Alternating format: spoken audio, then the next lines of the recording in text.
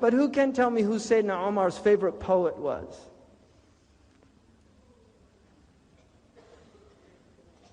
People say, Sayyidina Umar liked poetry?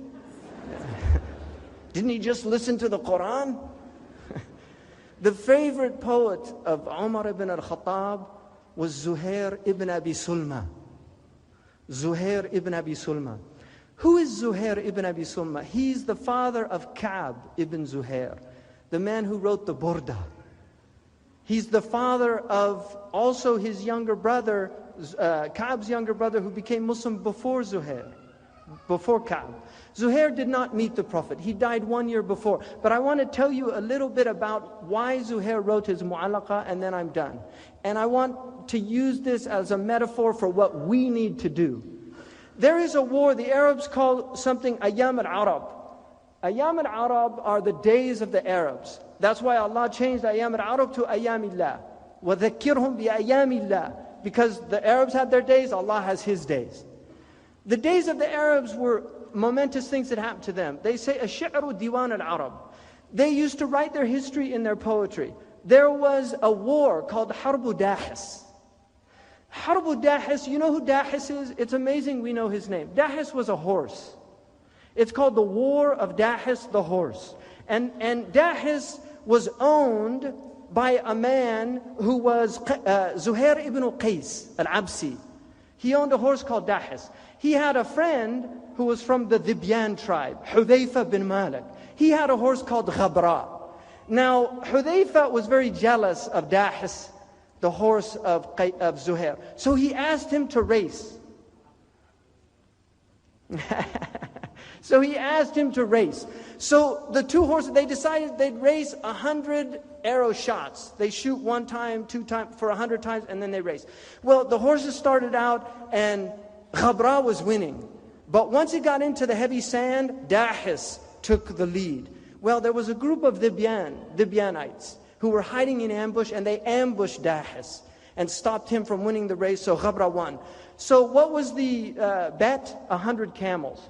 So Hudayfa said, give me 100 camels, because you lost.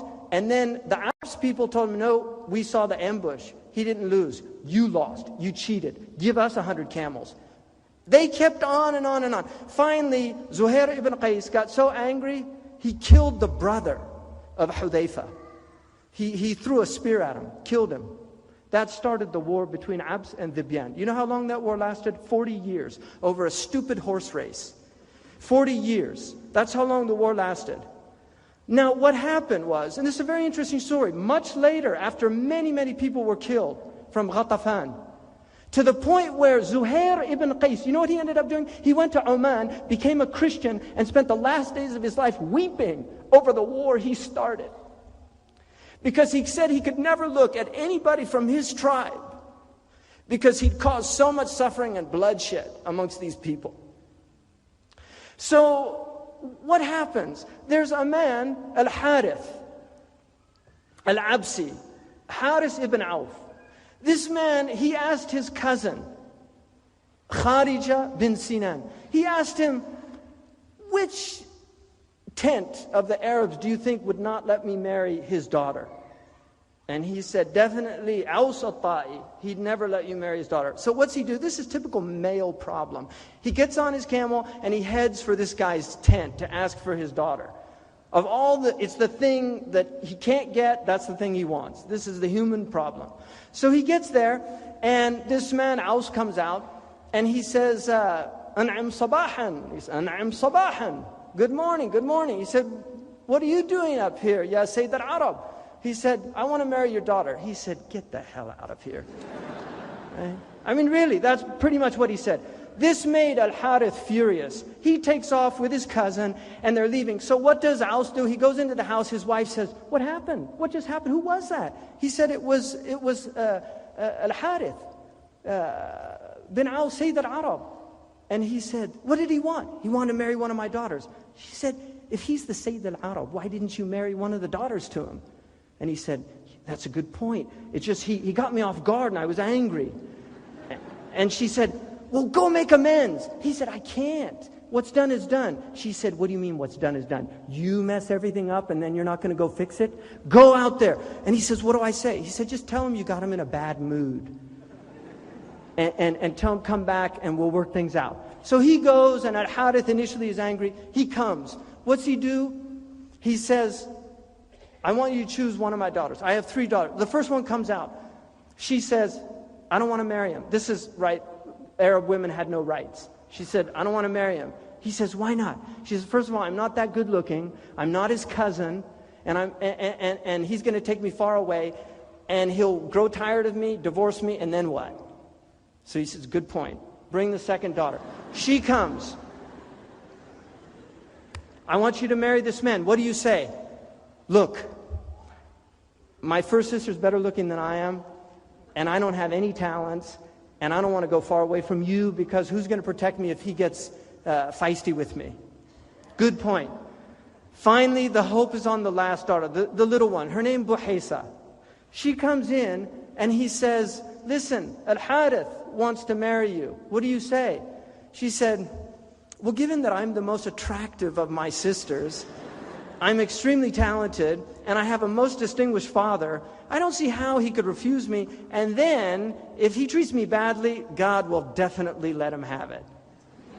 So he says, great. He tells her, they get married. As they're moving out, they set up a tent next to the house. He goes in to consummate the marriage. And that's a nice word for things people do on their wedding night. So when he gets in there, she says, what kind of a woman do you take me for? We're right next to my father and my brothers.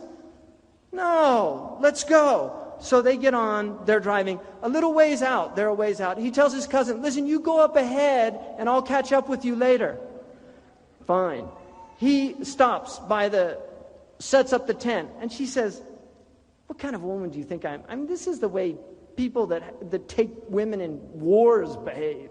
Take me to your home, slaughter sheep, make a big festival.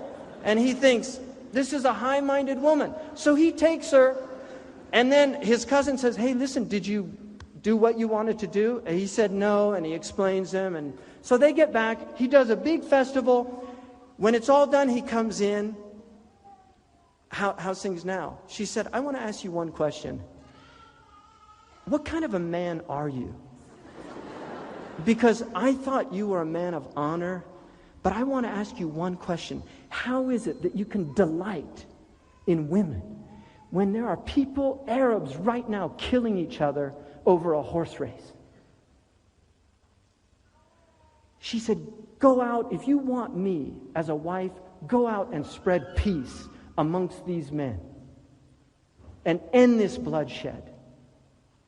And so he goes out and tells his cousin, and he says, this is a high-minded woman, and she will give you great sons. So let us go out and do this. They went out and they determined, the Abs and the Wذبيان agreed that if they would count all of the dead, whoever had the most killed, they would pay camels, blood writ. These 2 men, from their own wealth, 3,000 camels to end this war. And this is when Zuhair wrote his mu'allaqa in praise of these 2 men for what they did. But I think it's Buhaysa that he should have written the mu'allaqa about, because that is where it has to come from. It's the women in our homes. They're the ones that can change this situation more than anybody else. Our women need to be like Buhaysa and get our men squared away. And I really mean that.